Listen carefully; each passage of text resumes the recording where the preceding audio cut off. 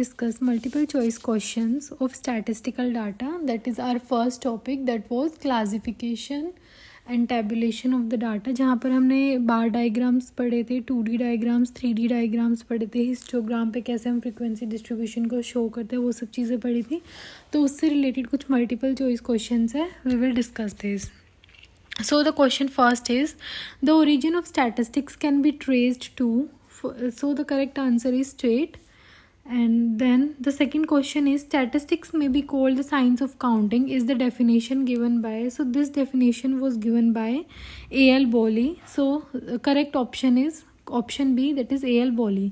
Now question third is, when the collected data is grouped with reference to time, we have, जब हम किसी data, हमने classification पढ़ी थी डाटा की, कैसे कैसे हम क्लासीफाई करते हैं किन किन बेसिस पे. तो जब हम किसी डाटा को, हमारे पास कोई कलेक्टेड डाटा है, उसको अगर हम ग्रुप करते हैं with reference to time, then that is known as chronological classification. So here fourth option is right.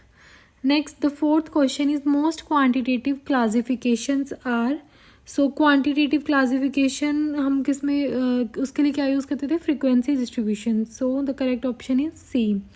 Now question number third, that is this is fifth question, that is caption stands for. तो हमने जब tabulation of data पढ़ा था, हमने वहाँ पे देखा था कि हम caption को क्या नेमिंग देते हैं, और जो हमारी रोज़ होती थी, कॉलम्स होते थे, उसको हम क्या क्या बोलते थे. So here caption stands for the column headings, that is option B. Next question is question number 6. A simple table contains data on. अगर हमारे पास कोई सिंपल टेबल है, इसमें हमें कुछ नहीं बता रखा कि 2D है या कैसी है, तो हमें जो सिंपल नॉर्मल टेबल होती है वो जो डाटा कंटेन करती है वो एक कैरेक्टरिस्टिक पे होता है. So the correct option is C. Now question number 7. The headings of the rows given in the first column of a table are called. हमने अभी देखा था कॉलम हेडिंग्स को हम कैप्शन बोलते हैं और रो हेडिंग्स को हम क्या बोलते हैं, stubs. So first option is correct, that is stubs. Now question number 8. In an inclusive class interval, हमारी in an exclusive class interval, हमारी exclusive class interval होती थी जिसमें हमारी upper class limit exclusive होती थी. So here first option is right. Now question number 9, that is, if the lower and upper limits of a class are 10 and 40 respectively, the midpoint of the class is. हमें lower class की lower limit दे रखी है 10, upper limit दे रखी है 40, हमसे mid point पूछा है, तो हम कैलकुलेट कर देंगे 10 + 40/2, then 50/2, which will be equal to 25. So the option number C is correct, that is 25. Now question number 10. Class intervals of the type 30 to 39, 40 to 49, 50 to 59 represents. अब इसमें हमारा 30 to 39 जा रहा है, देन जो हमारी नेक्स्ट क्लास इंटरवल है वो हमारा 40 से स्टार्ट है. तो ऐसी क्लास इंटरवल्स को हम इंक्लूसिव टाइप कहते हैं. Next question is 11th, that is the class interval of the continuous grouped data is. हमें क्लास इंटरवल दे रखा है कंटिन्यूस ग्रुप डाटा का, हमसे विड्थ पूछी हुई, तो हम विड्थ को कैलकुलेट कर सकते हैं. इनका जो डिफरेंस आएगा, पहले हम विड्थ को इक्वल करेंगे, that is 9.5 to 19.5, then 19.5 to 29.5, ऐसे हम इसको ग्रुप कर देंगे, देन हम इसकी विड्थ निकाल लेंगे, that will be 10.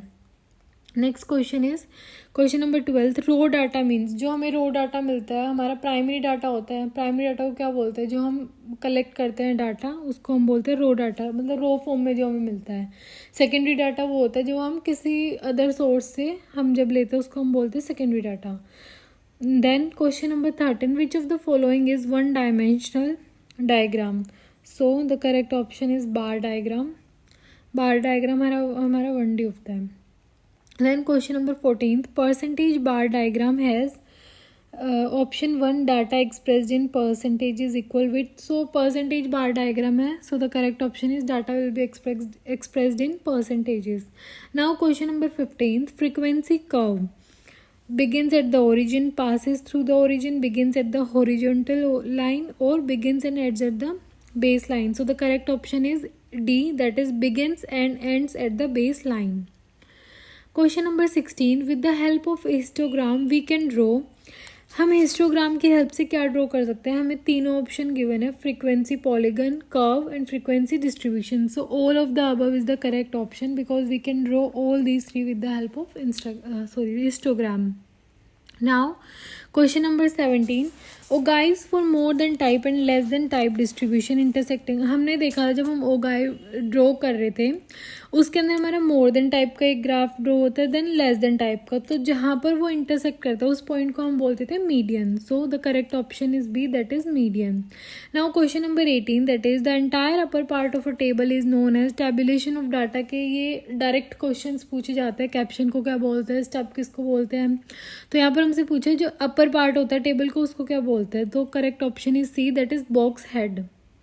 Now question number 19, ogive is a line diagram, so correct option is A. Now question number 20, tally, ये जो क्वेश्चन है ये डायरेक्ट स्टेटमेंट के वन स्टेटमेंट क्वेश्चंस होते हैं, इनमें कुछ एक्सप्लेनेशन की नीड नहीं होती, डायरेक्ट ये पूछे जाते हैं। न्यूमेरिकल्स में तुम सोल्व कर सकते हो, सो बस ये याद करने वाली चीज़ है।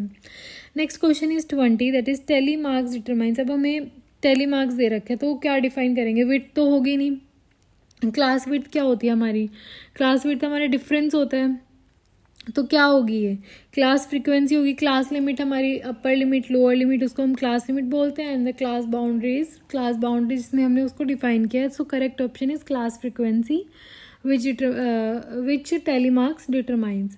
Now question number 21, that is statistics is concerned with qualitative information, quantitative information. So the correct option is both A and B. Now question number 2, bivariate data are the data collected for. bivariate data जो होता है हम किस चीज़ के लिए collect करते हैं, so the correct option is C, that is bivariate data is the data collected for two variables at the same point of time. Now last question, that is 23, mutually inclusive classification is usually meant for discrete variable, and the reason behind this is because it contains all the values at that point. So that's all for today. In next class we will discuss MCQs of the next topic. Okay, so thank you. Like, share and subscribe my channel and press the bell icon for the so that you can get new notifications of my videos that I'll be uploading.